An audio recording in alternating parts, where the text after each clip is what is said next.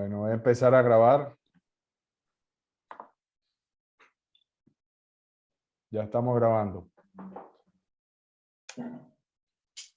Buenos días y bienvenido a otra sesión más del Q&A del DIGE, del Programa Diplomado Internacional de Gerencia de Empresas de Teoría de Restricciones. Buenos días, muchachos.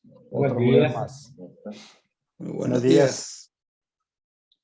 Entonces, Daniel nos estaba preguntando si hay tema para hoy. Pues la verdad que creo que la semana pasada yo no los acompañé, entonces no sé si Pancho logró o llegó a comentarles algo de lo que se hizo en Ecuador y si ya comentaron al respecto, pues no hay ningún problema. Podemos entrar en otros temas. Yo les estaba comentando que con Andrés hablamos a principio de la semana y le compartí un documento que Pancho lo debe tener, que es como el 2009, si mi memoria no me falla, pero lo más importante que está ahí es, digamos, el aprendizaje que uno vuelve a revisar cuando está haciendo eventos y cuando vuelve a contarle a las personas en un evento presencial, que pues, es el primer evento presencial de hace mucho tiempo que estamos haciendo, y nuevamente agradeciendo a Pancho y a María Fernanda por todo el trabajo que se echaron encima. Salió todo muy bien. El aprendizaje fundamental para mí es lo que Eli había descubierto después de tantos años de hacer lo que hacía, de que para que las personas se transformen en champions, digamos así, o en campeones o en personas que son capaces de abrir espacios para una implementación con teoría de restricciones, se requiere, requiere que puedan asimilar no solamente lo que normalmente ocurre cuando uno se lee el libro La Meta, sino que puedas construir en su percepción y en el entendimiento lo que él llamaba la gestalt de TOC, que es la percepción del conjunto. Y esa percepción del conjunto, sin necesariamente entender con absoluta claridad todos los componentes ni la interrelación, pero saber que cuando uno ve el todo, produce una emoción, produce un impacto, produce un deseo y como un direccionamiento de acción. Hace clic. Hace clic, exactamente. Uno dice, esto es. Yo creo que eso es una de las cosas importantes. Y pues lo que le compartí a Andrés y a Pancho fue un documento que ya ni me acuerdo ni quién lo escribió, no sé si fui yo, si fue Alejandro Fernández, alguien lo escribió en alguna de las reuniones y está en español. El español está, se nota que es una traducción de un documento en inglés, si no me equivoco. Entonces tiene esas características de un español mal hablado, pues, como el mío. O sea, a veces pienso que lo escribí yo. Pero lo importante son las preguntas que Eli coloca, como cuáles son todos aquellos elementos que uno tiene que lograr mostrar, ni siquiera explicar mucho, tiene que mostrar para que las personas tomen esas piezas y vayan armando el rompecabezas. Hasta que cuando colocan la última pieza, lo que dice Matías, hace clic o le cae a uno el 20 o la teja en la cabeza. Y son como desde distintas aristas y distintos aspectos. Bueno, eso es lo que está ahí, pues lo podemos mostrar, conversar. Eso es un tema. Lo otro es, si no se ha hablado, lo que pasa es que no quiero que Pancho se aburra de estar contando lo mismo de cómo le fue en Ecuador. Pero es sabroso celebrar de ese sentido, pero también entender qué ha pasado después, que era la pregunta de Gustavo, ¿no? ¿Cómo han estado las cosas después del evento que pasó? Para mí ha sido un momento de reflexión después del evento y de las cosas que estuvimos haciendo, pues uno no tiene mucho tiempo para nada. Uno está haciendo para cumplir, entre comillas, la agenda que teníamos y sacarle el jugo, eso sí, o sea, era exprimir al máximo los ratos que teníamos. Por lo tanto, con Pancho, estoy seguro, terminamos destruidos. Después de que me fui, Pancho seguramente se tomó una terapia de un día completo durmiendo. Y pues yo cuando llegué de vuelta acá tenía otros compromisos que atender a la semana siguiente, o sea que fue a trabajar, pero uno de los fines de semana, en algún momento creo que se me apagaron todos los breakers así y quedé flatliner, pero completo. Entonces, Pero pedaleando. eso sí, no, entre medio del flatliner, pedaleando en la bicicleta, eso sí no iba a parar. La verdad que eso me mantiene sano en la cabeza. O es lo que crees. Bueno, es percepción personal, o sea, cuando me veo al espejo, digo, no, si no estás tan loco como crees, pero... Bueno, tengo una pregunta o algo para plantear Sí, que va en fase un poco con lo que venías diciendo, ¿no? ya. El otro día hablando con una persona que tiene a cargo, es el gerente general de una empresa, me hizo la siguiente pregunta en que me dice, bueno, estamos de acuerdo que una empresa es un sistema. Casi hasta intuitivamente lo sabemos eso. Entonces me dice, el pensamiento sistémico, ¿cuál debería ser el comportamiento de un gerente en el pensamiento sistémico? O sea, ¿de qué me tengo que ocupar? ¿Qué cosas tengo que ver? ¿Cómo me comporto? A mí se me ocurrió decirle, mira, el pensamiento sistémico se puede, digamos, llevar a la práctica pensando que un gerente es un gerente de sincronización, que debería estar pendiente de la sincronización de las partes. ¿Ustedes qué opinan de mi, ¿De digamos, tu respuesta? de mi respuesta? Porque él la aceptó y le dijo, sí, pero tengo muchas cosas como para ver. Bueno, ahí entra el tema de dónde poner los buffers, si cada uno de los gerentes debería tener indicadores para sincronizar las partes. Es bastante Sí, complejo el tema, pero es más filosófico, ¿no? sí. Más que complejo, tiene muchas partes, pero muy simple. Sí, mi respuesta tal vez no hubiera sido tan simple, ¿sí? Me parece fantástica la respuesta primero La leí en porque un libro. sí, se la topó en un libro, pero la puede firmar desde el punto de vista que el rol del gerente general o el que es responsable del funcionamiento del sistema, claramente tiene, o sea, su misión es lograr la sincronización. Esa sincronización es, digamos, la característica del sistema que tiene que cuidar para asegurar que la propiedad o el elemento, el indicador operativo resultante es el flujo. Entonces, el máximo flujo que puede con el sistema. Entonces, cuando uno empieza por ahí, para mí lo primero, y por eso es mi admiración renovada cada vez más, con lo que Eli describió en el árbol de estrategia y táctica como herramienta. O sea, ¿qué es lo primero que uno tiene que hacer como dueño del sistema? Asumir que la entidad uno de la visión, la misión, la dirección, todo esto, el concepto de la empresa siempre próspera está claramente definido. Si uno entiende que ese es darle la dimensión y la característica de sistema a la empresa o la organización. Y después hay tres cosas fundamentales que uno tiene que hacer como dueño o director o responsable más que dueño. Lo primero es construir. Si uno no está trabajando para construir una ventaja competitiva decisiva, todo lo que haga lo va a hacer oscilar en el dilema entre el corto y el largo plazo. Y uno quema de todo ahí. Quema energía, quema resiliencia o quema, digamos, integridad física, emocional, filosóficamente uno empieza a cuestionarse cosas. O sea, lo más difícil para mí es que una persona que tiene mucha experiencia, tiene éxito, ha hecho cosas, decirle, no, pero es que la respuesta está aquí, está escrita, está aprobada, siga el manual de instrucciones.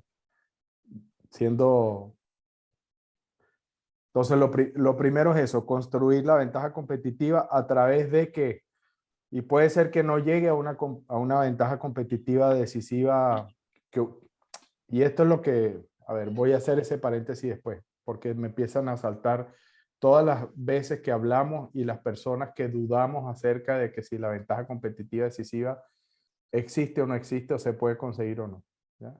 Y cada vez que veo en la realidad lo que pasa cuando una empresa hace lo que tiene que hacer, entonces vuelvo a decir, ¿qué más demostración necesitamos? ¿Ya? Entonces, construir para mí, dentro de construir, está el hecho de que esa primera entidad del árbol de estrategia y táctica, ¿qué es lo que hace? Le da estabilidad al sistema. O sea, es proveerle la estabilidad. ¿Y por qué además da estabilidad? Porque lo primero que hace es que reduce el WIP para la capacidad o para la atención gerencial más demandada, que es la del gerente general. Dicho de otra manera, uno construye unos procesos que son robustos y no solamente robustos, sino que además le dan resiliencia al sistema. Es decir, uno le pega golpe y el sistema, ¡pum!, vuelve a levantar. ¿Ya? O sea, robusto es que no se rompe, resiliente es que tiene un cierto grado de maleabilidad, lo voy a llamar así.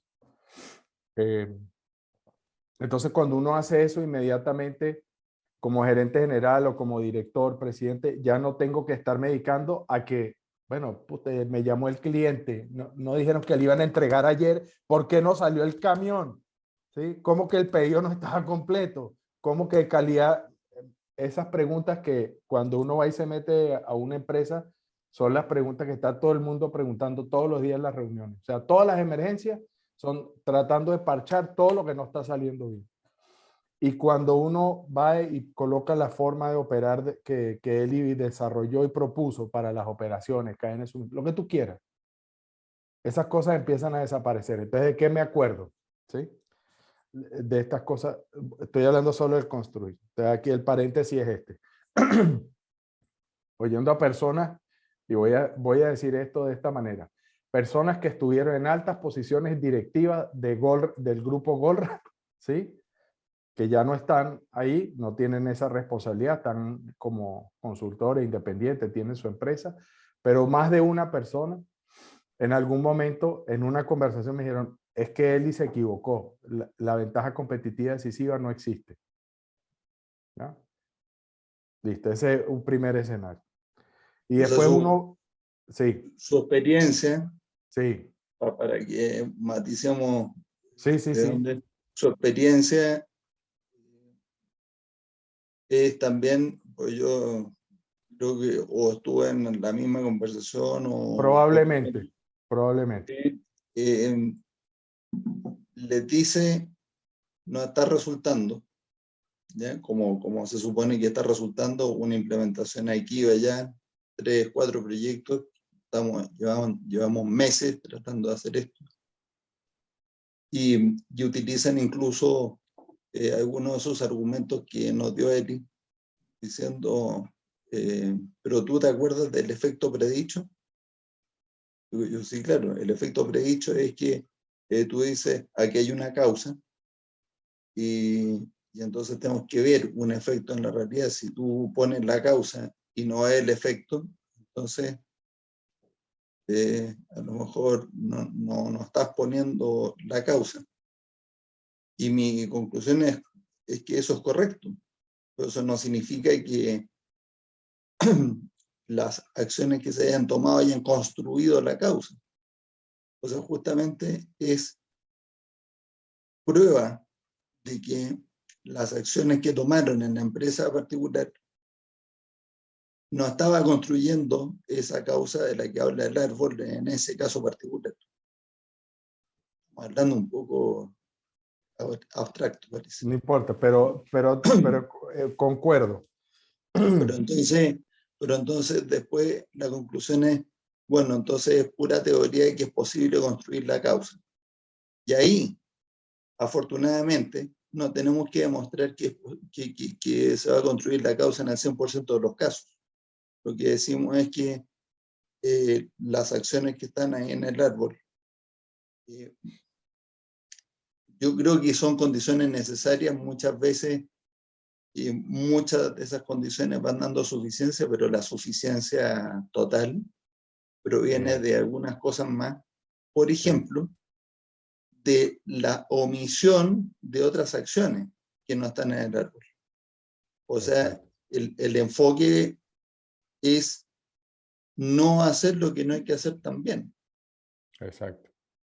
Entonces, cuando yo dije eso, dije, debería.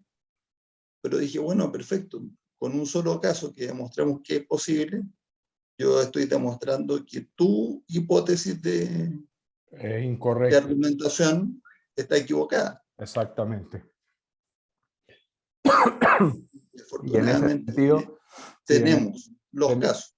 Y ahora voy a decir algo que es mi percepción, ¿sí? Es mi opinión, o sea que puede estar totalmente errada. Pero cuando yo voy y miro en el mundo de teoría de restricciones y empiezo a sacar los proyectos donde las empresas todavía están utilizando teoría de restricciones como la piedra angular de la estrategia, están siguiendo un árbol de estrategia y táctica, ¿sí? Entonces yo digo, bueno, esas empresas, ¿cómo les está yendo hoy? ¿Y cuánto tiempo tienen en esto? Entonces empiezo a sacar, y son pocos los ejemplos, pocos, ¿sí? Entonces agarro a Más Capital y digo, ¿cuántos años tienen? Desde el 2010 hasta la fecha, con la estrategia, árbol de estrategia y táctica, piedra angular, teoría de restricciones, principios y herramientas de pensamiento, ¿ya? Todo ese paquetito. ¿Y cómo están? La manera como yo describo a Más Capital, están muertos de la risa. Esa es ¿Están la felices? manera. Están felices, comiendo perdices. El mundo va a los vaivenes que quiera y a ellos les importa 3 pepinos, ¿no? Porque la estrategia no cambia. Esa es una empresa. La segunda empresa, que es un ejemplo menos bueno, pero tan bueno, que lo estuvimos viendo ahora que estuvimos con Pancho en Ecuador, que es Plastigómez, ¿sí? Igual, Javier, queridísimo, tocayo, presidente, fundador, indisciplinado, porque le cuesta creer, pero sabe, pero ahí está, igual, desde el 2006 hasta la fecha. Oye, te puedo hacer, o sea, porque aquí calza perfecto la frase esa que Russell Acott le atribuía a Peter Drucker.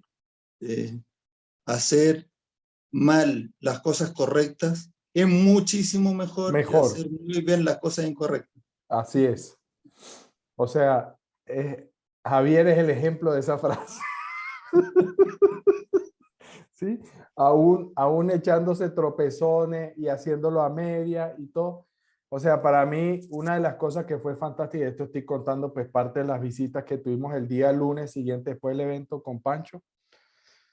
O sea, todavía me acuerdo, Alexa, que es la vendedora estrella de la compañía hoy en día. Cuando estábamos terminando el proyecto, ella estaba nuevecita, tenía 1 o 2 años.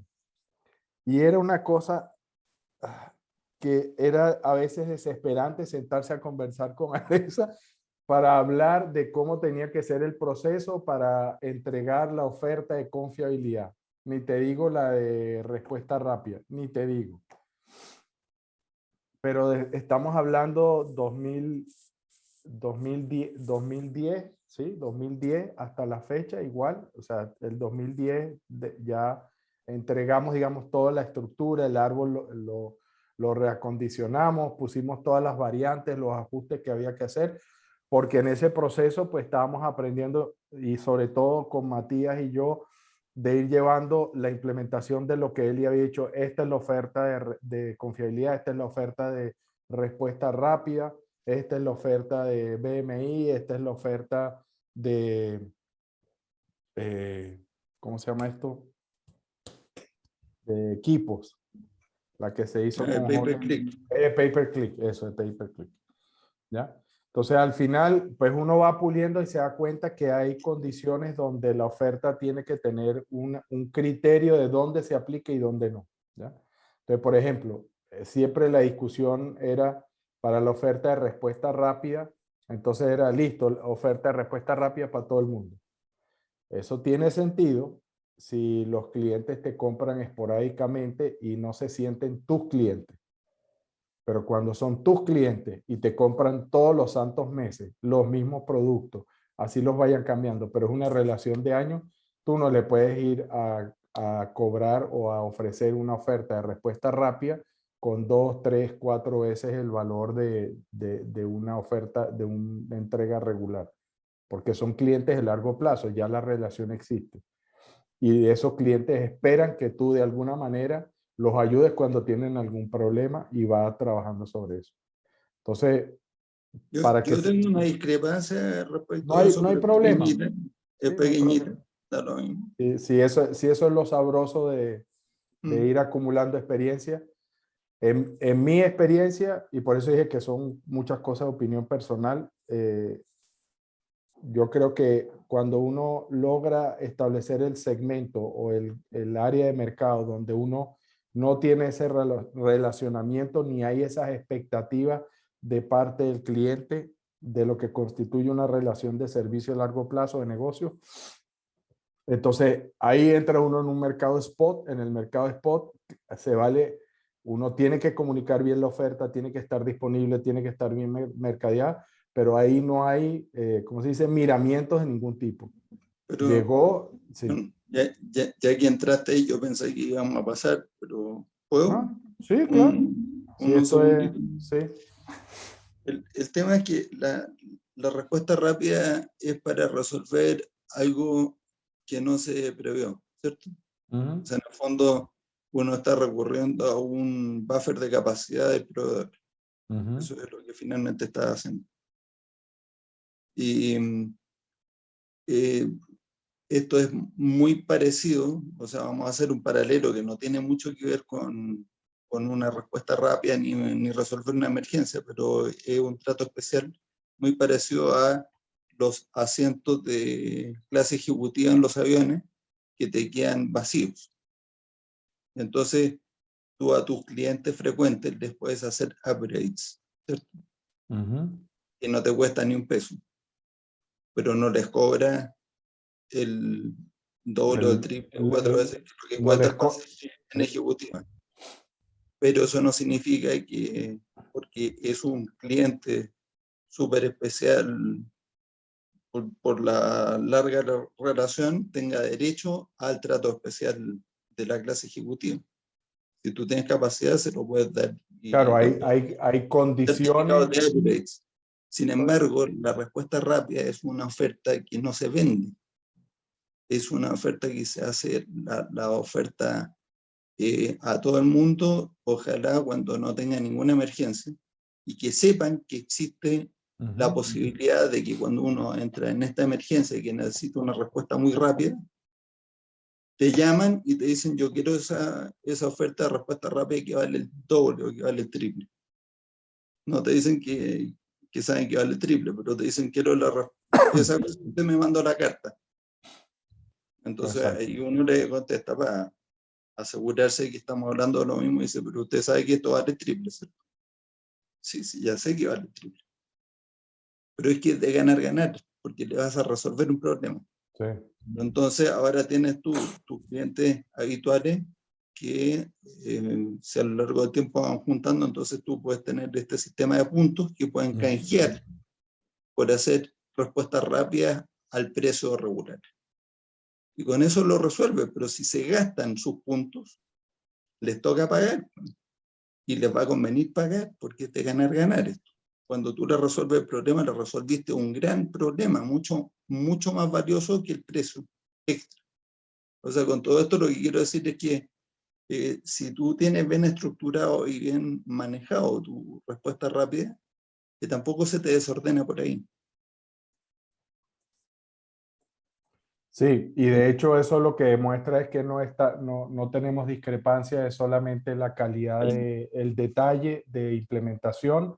Estoy totalmente de acuerdo. Cuando yo hablo de que a los clientes no les puedes cobrar hasta cierto punto, o sea, tiene, por eso y hasta cierto punto, uno decide ofrecer eso como parte del servicio y se convierte parte de, digamos, los puntos para el upgrade y todo esto, sin tener que pagar una diferencia de tarifa hasta un límite, y después de ahí para adelante siempre tienes la posibilidad de pagar y recibirlo con la misma velocidad de una oferta de entrega rápida, a un precio, digamos, diferencial por ser un cliente con fidelidad. Entonces, Yo diría nunca a precio regular, ¿eh? no. Para que se demuestre el grado de necesidad del uso de esa capacidad. Sí. Y digamos que el porcentaje de recargo, digamos, eso es lo que ya pues cada quien define a su gusto y entender, Bueno, y su tolerancia eso al depende riesgo. sobre todo de qué porcentaje del throughput de tu Correcto. cliente representa tu servicio o tu producto. Eso. Bueno, entonces, digamos que volviendo a cerrar el círculo, con el tema de la implementación con los árboles de estrategia y táctica, entonces está Plastigome. Después hay otro caso más que es Coditec, ¿sí? Jorge y Coditec han hecho muchas cosas solos, se han apoyado en otra gente, pero hay dos cosas que para mí son fundamentales y que cambiaron a Coditec para siempre. Porque Coditec venía implementando teoría de restricciones casi que por 10 años antes de que nosotros la tocáramos, ¿ya? Y trataban y se tropezaban y metían la pata, o sea, venían aprendiendo casi que por ensayo y error. Sí. Hacían era aplicar la receta, o sea, Exacto. las aplicaciones particulares, pero a una parte del sistema y otra parte del sistema. Exacto, que si vamos a meter tambor amortiguador cuerda en producción, que si vamos a meter DBM acá, que si vamos a meter throughput accounting acá, pero así todo como desconectado. Y la diferencia fundamental fue, los agarramos y los pasamos por el moledor de carne con Matías y les armamos un árbol de estrategia y táctica. Y después de eso, la otra cosa que para mí fue marcadora es que Matías hizo el trabajo con ellos y para los distintos segmentos de clientes que tenían, diseñaron una oferta o un servicio diferenciado. Y al final terminaron, creo que son 4 ofertas diferentes.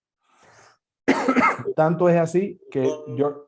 Las necesidades particulares Sí, que tienen cada segmento. cada segmento. Y eso es segmentar el mercado y este es para mí el aprendizaje. O sea, cuando uno ve el diseño que Eli tenía en la cabeza del árbol de realidad futura, de la estrategia genérica para cualquier empresa, esta de crear una ventaja competitiva decisiva, en alguna parte de esa estrategia en el año 99, el programa satélite decía que uno tiene que segmentar el mercado y no los recursos, ¿ya?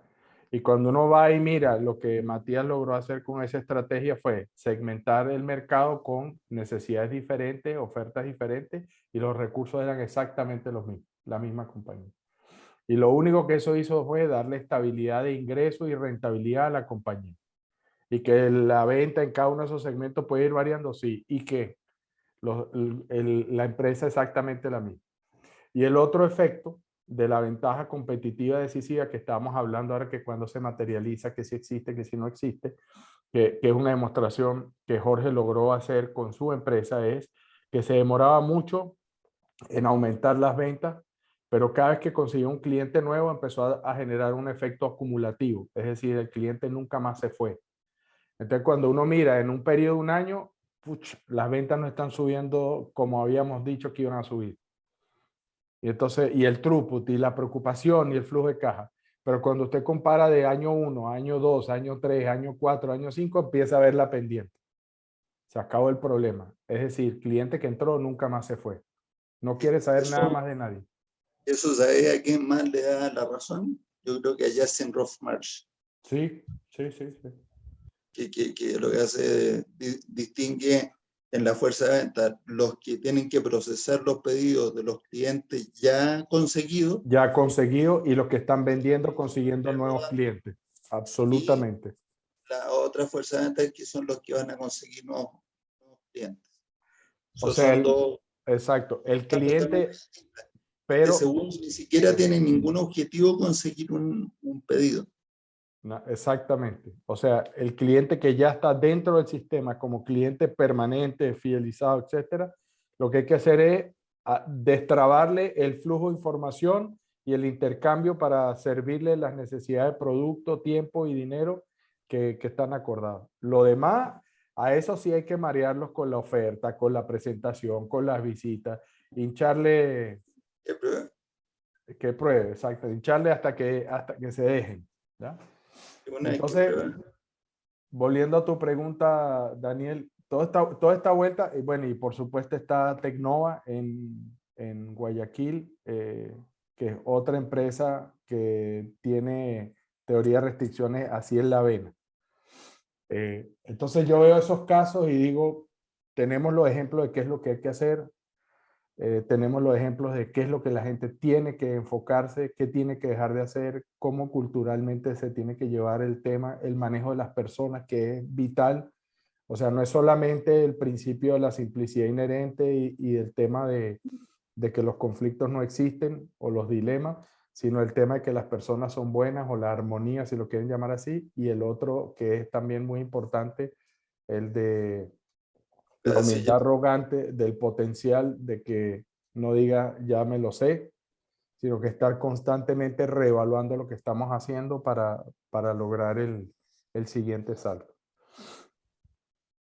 Y cuando uno ve esas cosas, entonces uno dice, listo, tenemos estos ejemplos y tenemos muchas otras empresas más, pero los ejemplos notorios, es decir, si yo tuviese que hacer un proyecto y dónde está el beneficio, qué es lo que tiene que hacer el gerente general, vuelvo y repito, donde hemos sido disciplinados, hemos conseguido el consenso y el acuerdo de guiarnos por el árbol de estrategia y táctica, usarlo no solamente como mapa de ruta, sino como el repositorio lógico de lo que la empresa hace y poderlo argumentar entre las personas, y es parte de nuestro conocimiento y expertise como gerente y como equipo de gestión de la empresa. Esas empresas dan un salto, dan un salto. No sé si la manera de decirlo, sí, aquí cierro, es que se la creen, ¿ya? Se la creen. Digo, se la creen desde el punto de vista que lo que está en el árbol de estrategia y táctica es correcto. ¿Sí? Bueno, ahí siempre el tema de que se lo crean, ya sabemos que necesitamos un salto de fe que normalmente es pequeño en su espacio de tiempo, a pesar de que puede ser bastante grande en las acciones que hay que tomar de pronto. Pero el amortiguador de credibilidad de cualquier proyecto, a diferencia del amortiguador de tiempo, el amortiguador de credibilidad parte pequeñito. Y hay que alimentarlo y hacerlo crecer con resultados rápidos, los quick wins, como dicen otras. Sí. Y con eso entonces uno va alimentando ese amortiguador de credibilidad que llega a un punto donde algún fracaso, el mismo gerente te dice, no, pero tranquilo, yo creo que nos equivocamos en algo, intentemos de nuevo. Entonces, es al revés de lo que pasa al principio, donde uno es gerente y dice, tranquilo, a lo mejor nos equivocamos en algo, intentémoslo de nuevo, y esta otra semana sí se va a ver el resultado. Cuando uno logra que sea al revés, que ese gerente que dice, no, si no resultó es porque algo hicimos mal, entonces uno dice, listo, ya logramos construir ese amortiguador. Y mi comentario a la primera frase de Daniel, yo no puedo estar más de acuerdo porque, bueno, yo lo dejé escrito por ahí en algún lado, así que, y es ya súper concreto y específico desde mi punto de vista. La respuesta es cuál es la tarea de un gerente, es lograr la sincronización. Entonces después la pregunta es, ¿y eso cómo se hace? Y la respuesta para mí es que la sincronización debería ser el estado natural del sistema y que se pierde por distintos comportamientos que tienen las personas, cuyas manifestaciones o síntomas son lo que llamamos efecto indeseable. Que estamos entregando tarde, que hay mala calidad, que, o sea, lo que sea. ¿Ya? Y entonces, eliminar los efectos indeseables es eliminar los conflictos que causan los efectos indeseables. ¿Cuáles son los efectos indeseables que hay que eliminar? Todos. Ya. Entonces ahí es donde uno se puede perder. Y la lista es bastante grande. En media hora, tú, Javier, también de haber estado en alguna sala, bueno, lo hemos hecho juntos, lo hemos hecho por separado, recoger listas de efectos indeseables y salen 40 o 50, ¿no? Y uno los va escribiendo todo en la pizarra. Y ahí es donde viene la magia del árbol de estrategia y táctica. El árbol de estrategia y táctica no es la herramienta con la que uno piensa en esto, pero es con la que se comunica. Y esa táctica que dijiste tú, construir una ventaja competitiva decisiva y la capacidad para capitalizar en ella en mercados lo suficientemente grandes, sino que todos los recursos de la compañía sin correr riesgos reales. Uno dice eso de corrido y parece fácil. Es justamente encontrar aquel conflicto medular de la empresa que le da origen a todos los demás, a los 40 que están escritos y a los 200 que no escribieron. Que no están, exacto. Y es una sola cosa. Entonces, la ventaja competitiva decisiva te saca del océano rojo. Entonces, aquí es conectando con la intuición de otras personas que, sin saber teoría de restricciones, han llegado a la misma conclusión. O sea, que hay una convergencia. La convergencia de los que están en lo correcto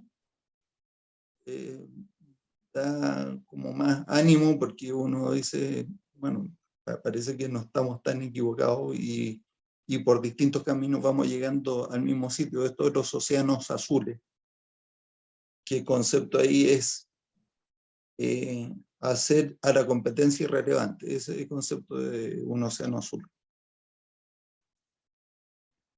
Consiste precisamente en que estás eliminando todos los conflictos que te hacen la vida difícil, que eliminan o sea, que no eliminan, sino que le ponen traba a la sincronización.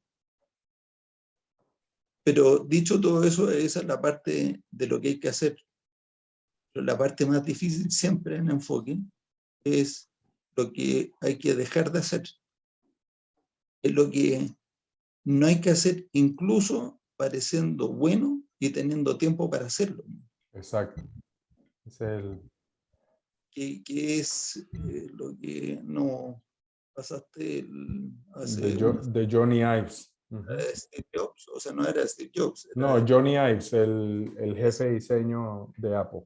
ese que le preguntaron cuál eran las enseñanzas que él había sacado de trabajar con Steve Jobs. Y una de esas era eso, el enfoque que consistía en decirle que no a una cantidad de proyectos fantásticos, extraordinarios, bien pensados, que estaban todos los recursos para hacerlo.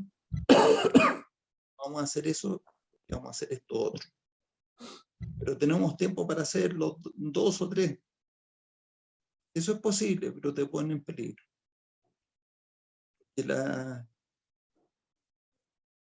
No basta con que una persona entienda todos los aspectos de un proyecto. Necesitas que todos los colaboradores, los que están involucrados, porque aquí ya hay un sistema que la realización del proyecto va a ser un resultado emergente de la interacción entre todas esas personas, tienen que entender perfectamente bien acerca de cada uno de los proyectos qué es lo que hay que hacer en cada momento. Con uno solo ya es difícil. 2, a mí me parece bastante imposible. 3, receta para que... Para el disaster. O sea, que cuando uno es desastre, es receta para que efectivamente llegue a la conclusión que llegan esos ejecutivos de Goldratt, que ya no están, que comentaste hace un rato. Eso es la ventaja competitiva decisiva, es un concepto, es un ideal irrealizable. Está bien como concepto, pero en la práctica no se puede hacer. Ya no es tan blanco y negro. Y claro, es una conclusión que uno saca de la experiencia, pero yo creo que es porque no entendió la parte de enfoque que Steve Jobs era bastante obsesivo con ella. Como láser, sí.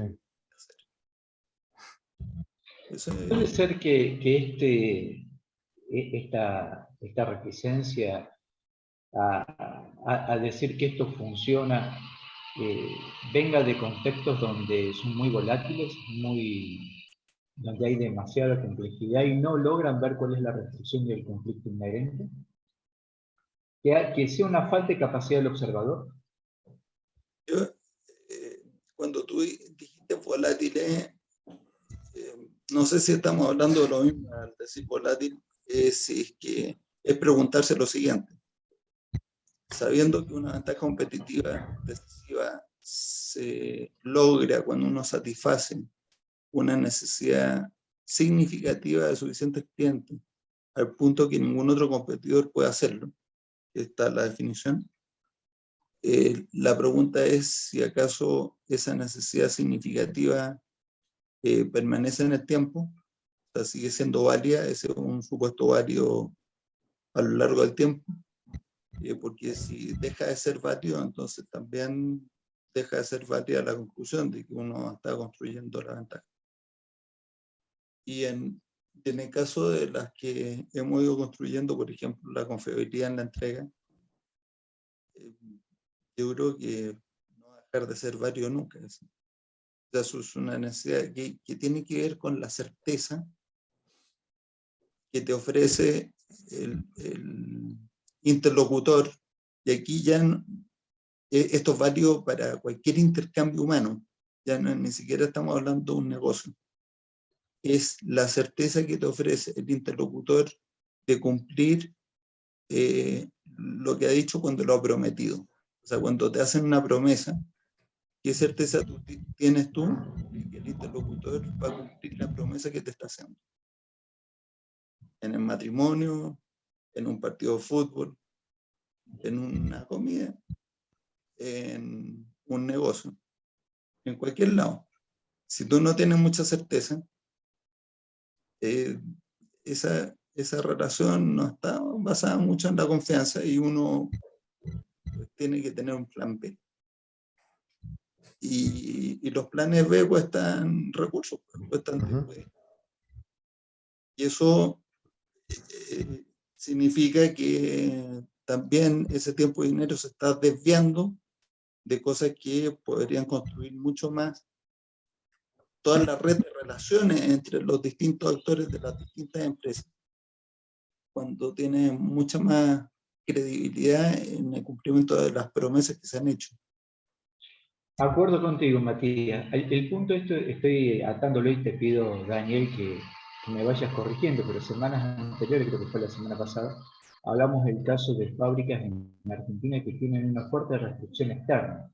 Entonces, si bien la base de esta ventaja competitiva yo acuerdo por completo, las promesas, pero cuando, por ejemplo, tenemos en Argentina que aparecen restricciones externas, por cuestiones políticas y macroeconómicas, ¿no?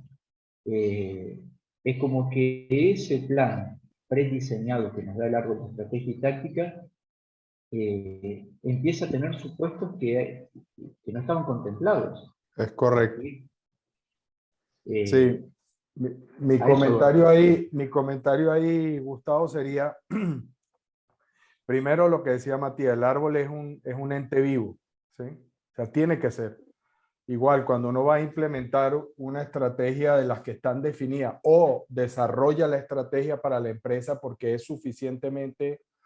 está suficientemente virada de la media, ¿sí? Está para algún extremo de la media que requiere validar los supuestos e inclusive mudar o cambiar algunos por unos que son más importantes y están más cerca de la restricción, ¿ya?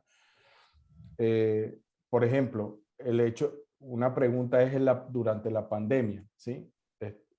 Había que comportarse de manera diferente, había que hacer algunas cosas que antes no se estaban haciendo, pero inmediatamente todo el mundo supuso, y esto lo digo como aprendizaje, cosas que voy colectando de estos últimos 2 años y medio, 3 años. todo el mundo supuso que lo que había que hacer era meterse en transformación digital, como voy a decir, como dicen mis amigos colombianos, como el berraco, ¿sí? Que había que tener un marketplace, que había que tener una plataforma, porque ahora todo iba a ser digital. Murió lo físico. Así, tal cual. Obligado por la pandemia, el mundo cambió para siempre y desaparecieron los ladrillos. O sea, esa era la reacción, digamos, de péndulo de todo el mundo, ¿ya? De todo el mundo invertir en abrir páginas web, vender por WhatsApp. O sea, era una cuestión de supervivencia. Y efectivamente, la gente que no estaba lista para hacer eso, sufrió mucho y hasta quebró. La gente que se movió rápido, no tenía nada de eso y medio parapeteó algún parche y siguió vendiendo, sobrevivió. Estoy, por ejemplo, pensando en los restaurantes, ¿ya? Que todo era de mantel blanco, es decir, y guantes, y pasaron después a hacer pura cocina y mesón, y vamos recibiendo pedidos, vamos despachando por moto, por Rappi, por pedidos ya, etc. Es para dar ese contexto, ¿ya? Sin embargo, cuando ese golpe empieza a mainar y tiene uno las condiciones regulares, entonces dice, bueno, ¿cómo hacemos para que esta empresa que tiene una restricción de mercado, entre comillas, pueda crecer? Y estoy pensando en un caso particular en Plastipac, la empresa de Colombia, ¿ya? Pues las ventas venían así, antes de la pandemia, las ventas venían así, la rentabilidad venía así, en pendiente negativa. No muy inclinada, pero en pendiente negativa. Es decir, tenía mucha más capacidad que ventas en el mercado y con una restricción para abajo. ¿Y qué fue lo que hicimos? El árbol de estrategia y táctica nos pide resolver primero el acuerdo familiar, porque sin resolver eso no vamos a tomar las decisiones operativas. Entonces eso era una cosa que había que trabajar en paralelo a la implementación operativa. El construir la ventaja competitiva, que fue, inmediatamente dijimos, listo, ustedes están en la parte de empaque, con sin pandemia, están en una posición donde aquí la única forma de ganar mercado es teniendo un servicio mejor que los demás. Y el servicio no solamente implica entregar a tiempo, sino entregar en menos tiempo. O sea, usted puede entregar a tiempo, pero entrega 45 días y va a estar compitiendo con los 3 monstruos más grandes del país. Olvídese. Tenemos que entregar en la mitad del tiempo, en 20 días. Punto. No hay de otra. ¿Ya? En 3 meses estaban en eso. Dejaron de producir tonteras, el ítem se fue a la mitad y ahora tenían capacidad suficiente para hacer todo lo que entraba en 20 días. Y entregar, y entregar, y entregar, y entregar, y entregar. Y yo dije, listo. Y dijimos, bueno, con los vendedores que queremos dentro de la pandemia, pues, mano, hable con todo el mundo. Necesitamos que los clientes nos compren. Punto. Y si no nos están comprando esto, nos tienen que comprar otro. La gente tiene necesidad de empaque. Búsquese, haga, hable. Bueno, la mayoría del esfuerzo, después de 3 meses, fue en el área comercial, no en el área de operaciones. La planta estaba con la capacidad que tenía produciendo. Y lo que necesitábamos era asegurar cómo rescatamos mercado, cómo generamos más ventas, con todos los problemas que existían, que el retail estaba cerrado, digamos, los apenas abriendo supermercados, apenas, o sea, casi todo por delivery. O sea, todo eso que estaba aconteciendo y pasando en el 2019, en el 2020-2021. Y la sorpresa fue que después, cuando se reactivó la economía, empezaron a abrir cosas, ya, digamos, los clientes que nos habían estado comprando dijeron, no, pero yo quiero seguir comprando. Y los que habían dejado comprar volvieron y dijeron, yo necesito. Y cuando todo empezó a llegar en 20 días, en el 2021, las empresas empezaron a decir, ¿sabe qué? Yo le quiero dar todo el volumen. No quiero correr el riesgo de que me vuelva a pasar lo que me pasaba antes y yo no tengo 45 días para esperar. No tengo ni para guardar ese inventario, ni tengo para estar esperando. ¿Y qué pasó? Las ventas crecieron un 60%. Entonces, ese es el tipo de ejemplo. Ahora, en Argentina, claramente, si uno tiene una restricción de mercado y además tiene restricciones externas, perdón por lo que voy a decir, no porque esté equivocado, sino porque duele, ¿sí? Pero es cuando el Estado y las reglas del juego económico en el país empiezan a cambiar de manera tal que nadie sabe a qué atenerse, eso se parece cada día más a Venezuela. Ese era mi perdón anticipado, ¿ya? Entonces, y con Matías también tenemos, voy a decir amigos, gente que tomó el dije, ¿cierto? Josué, que trabaja en una planta de embutidos en Venezuela, donde tienen, pues, están haciendo lo mejor posible. Para mí el hecho de que lo poco que haya podido él hacer, de transmitir la lógica del flujo, la lógica de la restricción, la lógica de la sincronización y de mirar el sistema como un todo, porque esas son las piezas clave, es siempre para maximizar la restricción. La restricción es flujo de caja, punto, no hay otra. ¿Ya? Y en este caso de la fábrica, mi intuición me dice que lo que tienen que mirar es eso. Si es el flujo de caja, porque no tienen suficientes ventas o tienen una restricción de mercado y tienen toda esa capacidad instalada, entonces tienen que tomar las mejores decisiones de lo que más produzca dinero más rápido y lo que gaste menos dinero más lento. ¿Sí?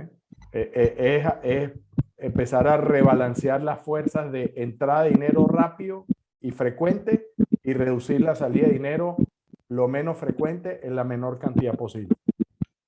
O sea, Es tan simple como eso.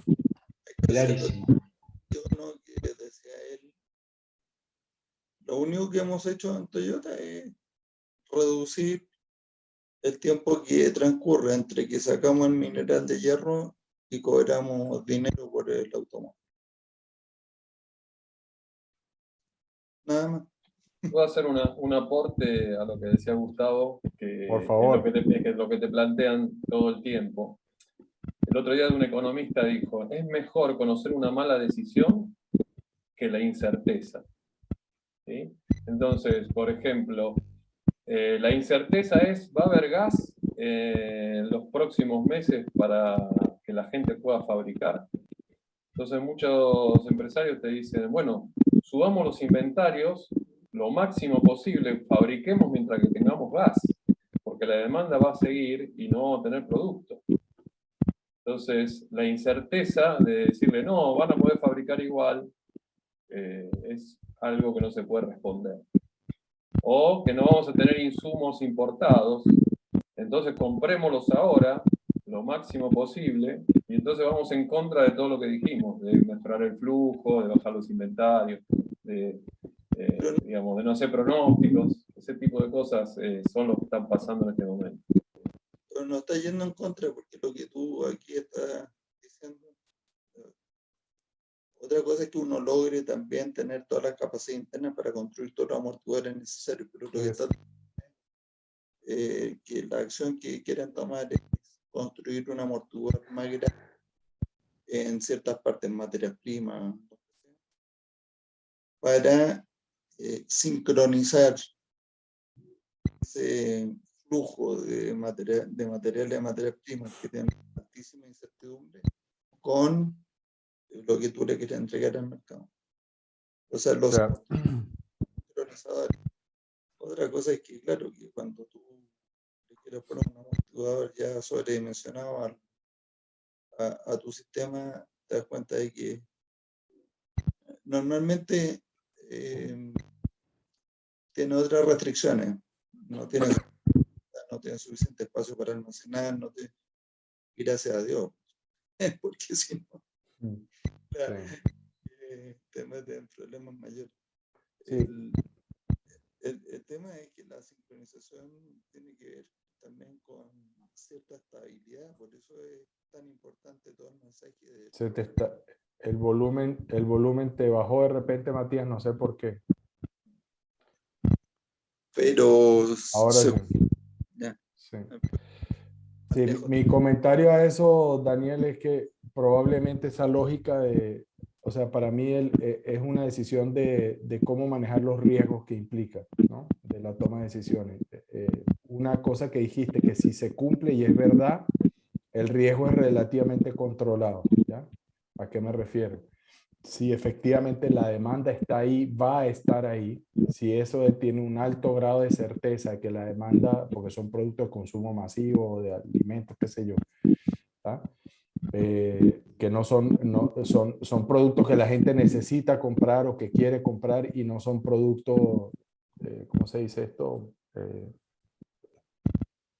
que puedo retrasar la compra, ¿ya? O sea, un activo, ¿ya? Una cocina o un aire acondicionado. ¿Perdón? O sea, que no son productos esenciales o Esencial, exacto, exacto, o crítico, ¿ya?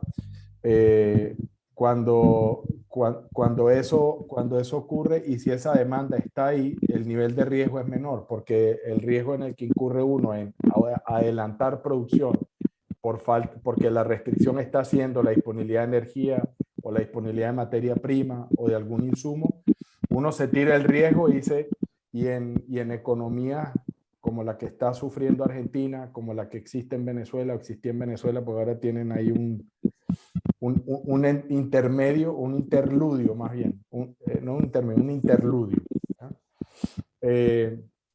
Y en muchas economías que están deprimidas hasta ese punto, donde uno no sabe qué está pasando, pero si la demanda existe, y lo que hemos visto, por ejemplo, en varios casos de amigos míos, es que cuando tú tienes el inventario, ese inventario lo vas a vender.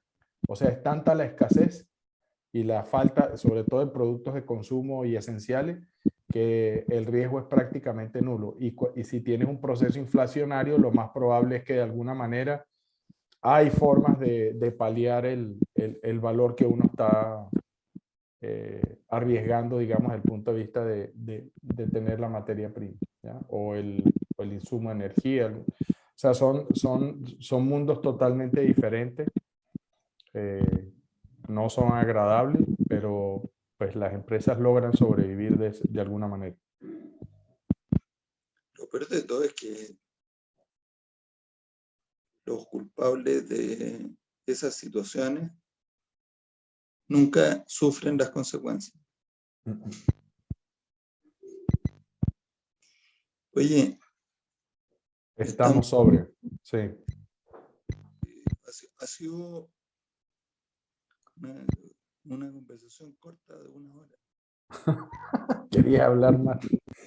Sí, o sea, para mí lo más importante, y gracias Daniel por la pregunta, porque al final terminamos como dándole la vuelta, nuevamente insisto, y ese es como el cuento que alguna vez he echado alguien, no alguien, David Abdigrove una vez le preguntó a Eli caminando por las calles de Tokio que cuál consideraba él su invención más importante. Y Eli no se demoró ni 2 segundos en responder: el árbol de estrategia y táctica. Y entonces, ajá. Ayer vi la película King Richard. Ah, ¿qué tal? Bueno, con toda tu introducción ahí me fijé Ya. en esa escena cuando insisten que hasta la Venus quería participar en los juniors, Sí. y él dice allá, y en la tarde ya había cambiado, había pensado mejor, y dice, no. Esto El plan está, tenemos que dejar de hacer esto. No, esa película a mí me dio golpe en el hígado, pero a cada rato me dejó malogrado, knockout en la esquina.